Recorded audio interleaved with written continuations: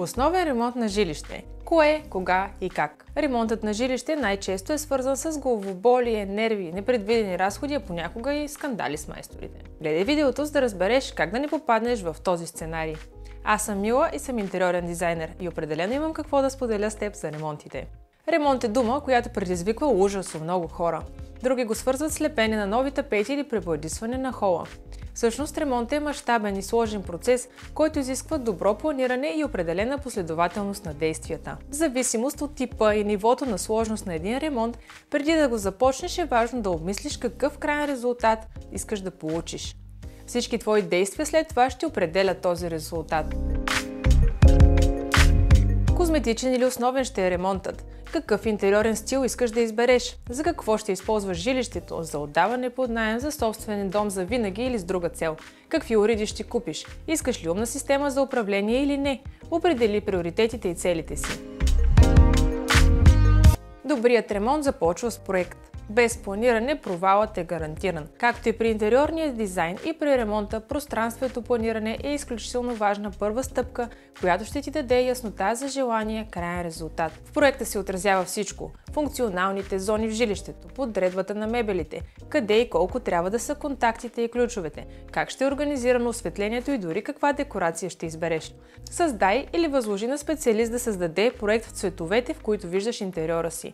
Това ще ти позволи да провериш дали всички избрани нюанси се съчетават добре, получава ли се хармонично пространство или трябва нещо да се коригира. Преправянето на евентуални грешки на този етап ще ти спасти време, усилия и разбира се пари.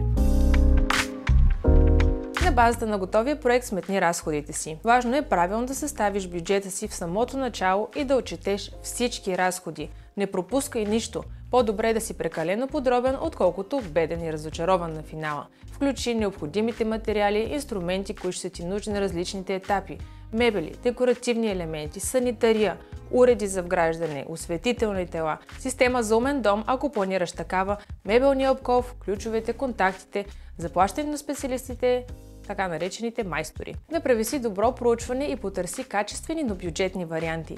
Много онлайн магазини и строителни хипермаркети дават добри отстъпки. Има неща, от които можеш да си спестиш и от такива, за които си заслужава да инвестираш повече. Ако ремонтираш жилището, в което мечтаеш да остарееш, си струва да купиш по-качествени материали за пода, стените, тавана, както и по-качествена санитария и уреди, които да ти служат вярно години наред. Списъците са чудесен инструмент за управление на всичко, включително и на ремонта. След като вече имаш проект и бюджет, е време да си направиш списъци. Препоръчително е да са няколко, с строителни материали, с инструменти, санитария, обков, какво можеш да свършиш самостоятелно, какво и на кого ще делегираш и кое след кое следва. Отдели колкото време е нужно, защото както и проектът, така и списъците също имат силата да пестят нерви и средства. Какво ще правиш самостоятелно и какво ще възложиш на професионалисти? Независимо от какъв вид ремонт планираш, можеш да го реализираш самостоятелно или да се довериш на специалисти. Много често се избира хибриден вариант. Част от задачите се извършват от майстори, дизайнери и други подготвени хора, а част самостоятелно. Как да решиш дали е по-добре изцяло да делегираш ремонта? Въпрос на приоритети и малко аритметика. Има и предвид, че хората без опит често надценяват своите сили и процесът може да се проточи повече от планирането. Възможни са и сериозни грешки, които да изискват преправянето от майстори. Не са рядко случаите, в които спестяването на пари от специалисти води до още по-големи разходи. Ако избереш да се справиш на принципа и сам войнат е войн, събрах за теб знанията и опита си в един цялостен пакет от онлайн ресурси. За повече информация надникни в описанието и цъкни на линка, където ще откриеш моят цялостен наръчник на ремонта. За щастие живеем в социум. В него обаче е редно да се съобразяваме един с друг. Затова бъди добър съсед и първо уведоми писмено живущите в сградата или в съседните домове, ако ремонтираш къща, за датите и часовете, в които ще се извършва шумната работа. Добра практика е да залепиш бележка с уведомление на входа, а преките съседи по етаж да уведомиш лично за предстоящите събития. Ако ремонтираш жилището, в което живееш, е препоръчително децата и домашните любимци в този период да живеят на друго място. Ако няма такъв вариант, опитайте се да сте малко по-малко време от дома. Разхождайте се повече. Задължително приберете ценностите си в сейф или на сигурно място за всеки случай, ако в ремонта са замесени външни хора. Важно! Наеми контейнер за строителни отпадъци или осигури извозването им с камион до регламентирано сметище. Време е същинският ремонт да започне. Ако ти и семейството ти сте купили старо жилище, което искате да превърнете в свой дом, трябва да започнеш изхвърляне на всичко ненужно и демонтирането на всичко, което ти пречи. Ако сте решили да премахвате стени и сте се консултирали с инженер-конструктор, трябва да ги премахнете на този етап. Старите врати и каси също се откачат, за да не пречат на работата. Паралелно с демонтажните дейности можеш да проучиш различни варианти за дограми, да помолиш да ти предоставят оферти за смяна. Обърни специално внимание на типа прозорци, техния брой, дали са с двоен стъклопакет и дали искаш стъклата да има допълнителни екстри характеристики. Обърни внимание на това какъв обков се вписва в цялостния дизайн. Уточни също дали цената включва первазите, доставката, демонтажа на старата и монтажа на новата дограма. Всички детайли са от значение. На този етап се подменя електрическата инсталация, ако това се налага, разбира се. Съветът ми е да я подмените, ако е морално остаряла и многократно преправена през годините. Модерната електрическа система може да включва интелигентни функции, които ще ти позволят да управляваш осветлението и уредите си според своите предпочитания. Същото важи и за подмяната на ВиК инсталацията. Ако намерението ти е да живееш дълго в този имот, инвестирай в смяна на всички елементи.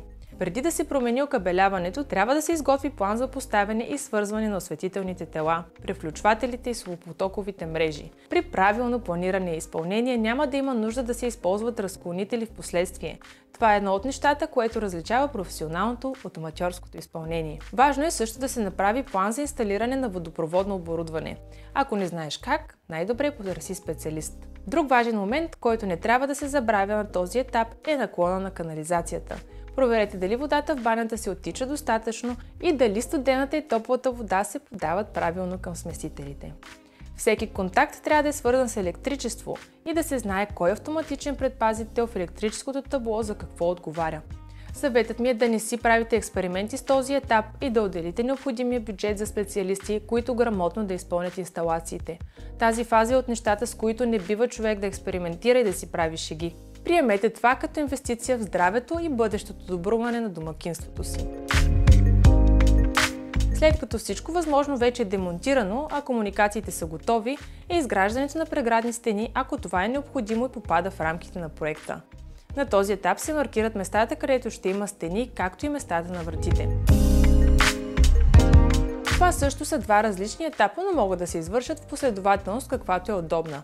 Някои майстори са на мнение, че е по-добре първо да се измазва, след това да се излее пода, а някои напротив смятат, че няма смисъл да се измазват излишни сантиметри от стената отдолу. Затова направи тези две последователни стъпки в реда, който ти се струва най-правилен, или се съобрази с мнението на бригадата, която изпълнява проекта. На този етап на изравняване на пода е необходимо да се вземе предвид разликата в дебелината на подовите настилки и дали ще има топъл под. Това също ще увеличи дебелината, така че след завършване да няма прагове и разлики между подовите настилки. Преходните лайсни са едно от най-омразните неща на интериорните дизайнери.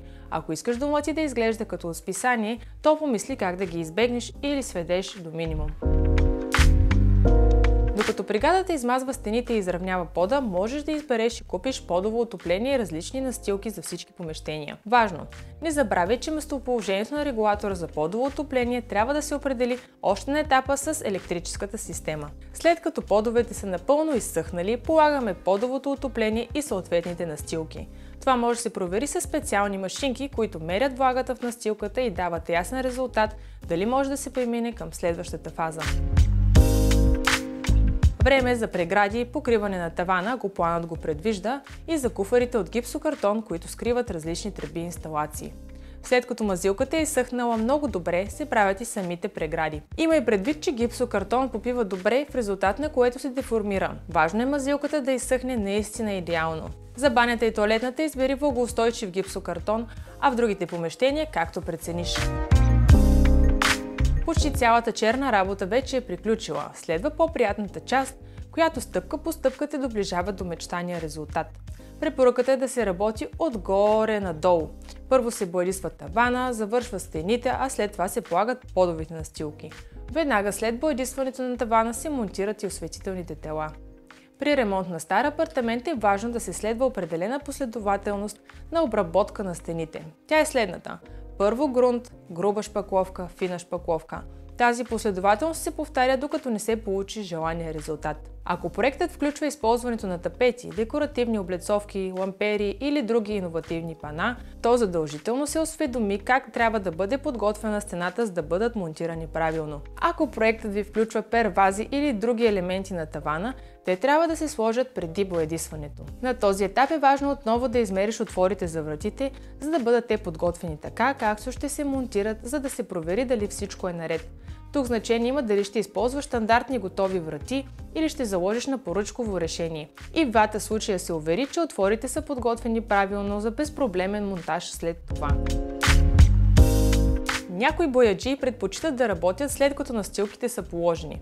Този вариант също е възможен, но обикновено е свързан с повече чистене и също така създава предпоставки подът да бъде повреден. В работата си аз предпочитам да приключа с латекса преди да полагам подовете настилки, като ламинат, винил и масивен паркет. Изключения правя, когато става въпрос за гранитогрес, когато предпочитам боята да остане за след него. А ако има стара масивна настилка, която предстои циклене и освежаване, латексът отново оставям за финал. Не случайно този етап се намира преди монтажа на первазите.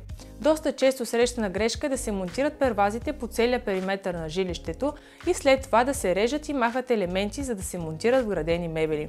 Спестете си тези главоболия, като оставите первазите последни, след като мебелите и вратите са вече по местата си.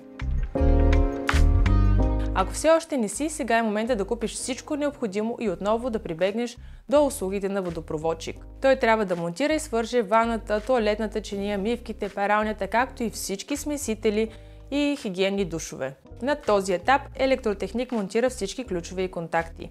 Монтират се и осветителните тела. Проверява се функционалността на гнездата за електричество, както и надежността на тяхното закрепване към стената. Паралелно се монтират врати, первази и корнизи. Добре е да помниш, че в различните части на деня, както и при различно осветление, стените и таванът ще изглеждат по различен начин. Например, на дневна светлина лесно могат да се видят недостатъци на боядисването. На този етап е важно да провериш за различни несъвършенства и малки детайли. При ремонтите има едно правило – ако нещо остане недовършено, то ще е недовършено за дълго време. Ето защо е важно, когато се нанесеш в жилището, всичко до най-малкия детайл да е готово. Или почти всичко. И още един съвет. По възможност наеми специализирана фирма, която да изчисти всичко до блясък. Буквално. Жилището ти е готово. Всички носещи системи са монтирани, а вградената кухня вече блести с красивите си фасади. Може да започнеш последния и най-вълнуващ етап. Внасяне и подреждане на мебели, окачване на завеси, монтиране на огледала, цялостно декориране на жилището. Това е най-честият въпрос на клиентите ми след колко ще струва. Много от тях искат всичко да приключи за 2 месеца, но това е трудно постижимо. Не е случайно всички ремонтни дейности се извършват в определена последователност. Както споменах, на определени етапи всичко трябва да изсъхне много добре, така че дори да наемете 2 бригади, това няма да ускори процеса. Всичко изисква технологично време. От какво зависят сроковете? Ами от майсторите основно. Изборът на добър екип е 80% от успеха. От теб. Проектът, който е напълно одобрен от теб към момента на започване на ремонта, може да го ускори. Колкото повече промени се правят по време на процеса, толкова повече ще се забави издаването на обекта. От бюджета. Преходът на един етап в друг зависи от финансирането и колко пари може да отделиш на куп. От сезона. Ако правиш ремонт през есента и зимата, процесът ще е една идея по-бавен. За студио можем да кажем, че е 3-4 месеца. Едностаен апартамент също толкова, двустаен апартамент 5 до 6 месеца, тристаен апартамент 6 и повече месеца, а за цяла къща този процес може да отнеме между 6 и 12 месеца. Ще ти споделя няколко лайфхака, благодарение на които да направиш по-бюджетен ремонт. Намали броя на преградните стени. Така ще имаш по-малко врати и по-малко повърхности за боядисане. В същото време в такова жилище ще има повече пространство. Зонирай го с помощта на цветове, текстури, мебели, осветление и текстил. Използвай пространството си умно. Тапетите са по-неизгоден вариант от боята. Избирай миещи си бои по възможност без тониране, тъй като то оскъпява. Ако се замърси, ще бъде достатъчно да се измие тази зона или най-много да се пребоядиса една стена. Като алтернатива, повредената стена може да се направи акцентна и да се боядиса в контрастен цвят. Избирай боя винаги с добра покривност. По възможност се спри на един материал за подови настилки в цялото жилище, ако това е възможно, с изключение на банята и тоалетната, разбира се. Колкото по-голям от един вид настилка закупиш, толкова по-добра цена ще ти предложат. Заложи на 2 вида осветление. Струва си да се има предвид, че ремонтът ще бъде по-скъп в случай, че се избере много сложна схема на осветление. А ако търсиш бюджетно решение, то заложи на по-проста схема. Това се дължи на увеличаването на работата по електрическото окабеляване, както и на броя на проводниците, контактите и ключовете. Ако правиш ремонт с ограничен бюджет, е препоръчително да имаш общо осветление и акцентно в определени зони. Още един лайфхак. Скъпите дизайнерски лампи винаги могат да бъдат заменени с качествени реплики, които се предлагат в изобилие на пазара. Когато търсиш конкретни керамични плочки за банята, използвай не повече от 3 вида материал. Производителите предлагат готови колекции за стени и под, а закупуването на голям брой плочки от едно място ще спасти известни разходи за доставката. Може да облицоваш пода и една акцентна стена с едни и същи плочки. Моделите за под обикновено са по-устойчиви на износване, а това е допълнително предимство. За да добавиш разнообразие, положи плочките върху тези повърхности по различен начин. За да спестиш пари, можеш просто да боядисаш останалите стени с боя или да ги облицоваш с по-бюджетни плочки. Не забравяй да провериш разчетите на строителния екип за разходи за материали и да изчислиш повторно всичко. Например, за всички бои разходът на материал е изписан в литри на квадратен метър. Купувай доброчителните работи с дизайнера си. Това е гаранция за качество и че всичко е набавено в нужното количество. Освен това, повечето дизайнери могат да договорят и добра отстъпка. Избягвай нестандартни мебели и уреди. Те винаги излизат по-скъпо. Не забравяй, че готовите мебели винаги са по-евтини. Обърни внимание на изложбени мостри от шоуруми, понякога те могат да се продават на добра цена. Направи списък с най-големите и необходими елементи. И внимавай за размерите. Винаги проверявай всичко по 2 пъти. Довери се на дизайнер. Дизайнерският проект от специалист ще спести много пари. На първо място дизайнерът ще ти помогне да разбереш какъв интериор искаш и дали идеите ти могат да бъдат реализирани с даденостите на жилището. Специалистът ще ти покаже важни елементи, които се знаят само от практици. Не е необходимо да плащаш за 3D или VR визуализация. Скици и чертежи ще са напълно достатъчни. Не забравихме ли нещо? Ако вече си се сетил какво пропуснахме, пиши ми в коментарите. След малко ще ти разкрия какво всъщност не споменах. Входната врата! Но не сме я забравили. Просто за нея ти решаваш кой момент да смениш. От една страна, ако се смени съвсем в края на ремонта, трябва отново да викаш бояджии, за да оформят пространството около нея. От друга страна, ако се монтира в самото начало, то колкото и да я предпазваш, има риск да бъде повредена по време на ремонта. Каквото и да решиш, важното е крайният резултат да ти харесва, а самият ремонт да приключи успешно в най-кратки срокове и да живееш щастливо в твоя мечтан дом. Ако това съдържание е полезно и интересно за теб, можеш да харесаш видеото и да се абонираш за канала ми, за да получаваш известия за следващите ми видеа. До нови срещи!